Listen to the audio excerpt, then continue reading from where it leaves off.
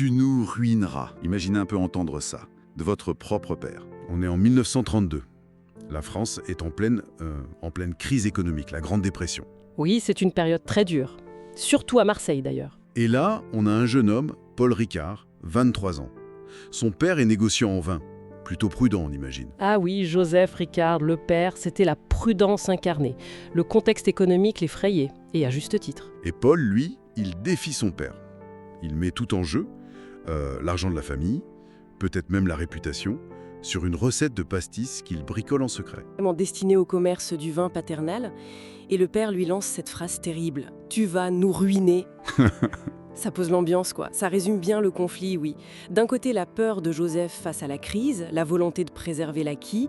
De l'autre, l'intuition, l'audace de Paul. Et c'est ça qu'on va explorer aujourd'hui. On a un dossier de recherche, un article aussi. On va essayer de comprendre ce pari fou. Comment il a osé et surtout comment ça a pu marcher. C'est une histoire fascinante, parce qu'au-delà de l'argent, il y a vraiment un drame familial qui se joue. Alors, revenons à ce grenier, à Marseille 1932. La crise fait rage, le chômage explose, et Paul, il est là, avec ses alambics de fortune, ses essais. Il cherche quelque chose de différent. L'anis étoilé, l'anis vert, la réglisse, il veut un pastis plus doux, moins agressif que ce qui existait peut-être. Son rêve à lui, contre la peur du père. Les sources parlent de tensions fortes, hein. Ah oui, des confrontations, on imagine. Le père qui voit ça comme des expériences folles, une menace directe. Et puis il y a ce contexte légal, l'absinthe interdite depuis 1915. Ça laissait un vide, non? Exactement. Et là, coup de théâtre, avril 1932. Un nouveau décret autorise les boissons anisées jusque 40 degrés. Ah, d'accord. Donc ce n'est pas juste une idée qui tombe du ciel. Non. Paul Ricard sentait le vent tourner. Il a peut-être même poussé un peu dans ce sens, fait du lobbying discret. Et quand la loi passe, il est prêt. Il est dans les starting blocks. Et il fait un coup marketing génial, c'est ça. Absolument. Il est le premier. Le tout premier à oser marquer pastis sur son étiquette. Ricard, le vrai pastis de Marseille. Il ne fait pas que vendre une boisson, il revendique une identité, un terroir. Ce qui a dû achever son père tous. Le risque était colossal. On est à l'automne 32, les ressources sont limitées, le risque financier est immense, oui. Joseph devait être hors de lui. On imagine bien des phrases comme « Tes folies vont détruire des générations de travail ». La tension devait être à couper au couteau. Et pourtant ça marche. Et comment ? C'est ça qui est fou. Contre toute logique économique de crise, fin 1932, il a déjà vendu 250 000 bouteilles. Quoi ? 250 000 en quelques mois à peine.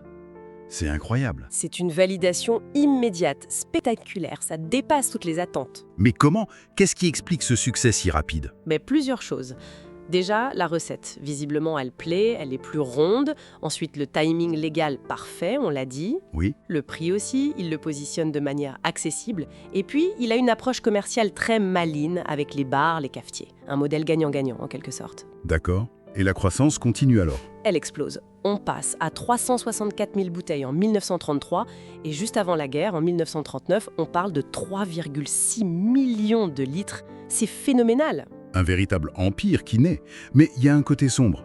Une tragédie personnelle, non ? Oui, c'est l'ironie cruelle de cette histoire. Son père, Joseph, et son frère, Pierre, meurent tous les deux assez rapprochés vers 1937-1938. Donc avant de voir l'ampleur réelle du succès, avant de pouvoir peut-être se réconcilier ou admettre que Paul avait raison. Exactement.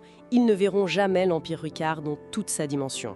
Paul se retrouve seul, héritier d'une fortune bâtie en partie contre leur volonté. Ça a dû laisser une marque profonde. Une victoire, mais avec un goût amer. Forcément. Ça explique peut-être en partie la suite. Comment il est devenu cet industriel un peu différent, plus humaniste, créant la fondation, donnant des actions aux salariés, s'intéressant à l'environnement bien avant l'heure. Une façon de compenser peut-être, ou de donner un autre sens à ce succès. C'est une interprétation possible, oui. Ce qui est sûr, c'est que ce succès initial défie vraiment la logique économique de l'époque. Ça montre que, parfois, l'innovation, elle naît de la contrainte, du conflit. La vision à long terme contre la prudence à court terme. Voilà. La intuition contre la peur. Et au-delà des chiffres, il faut voir que Ricard a aussi façonné un bout de la culture française. Le pastis, c'est devenu un symbole de convivialité, de vacances, du Sud. C'est vrai, une véritable institution. Donc, pour résumer, On a une histoire d'audace folle en pleine crise, un conflit familial intense, Une innovation produit et marketing qui change la donne. et la création d'un empire presque par accident, ou du moins contre l'avis de tous au départ. C'est un peu ça. Et ça laisse une question intéressante, je trouve. Oui, Paul Ricard a risqué la ruine financière, c'est clair.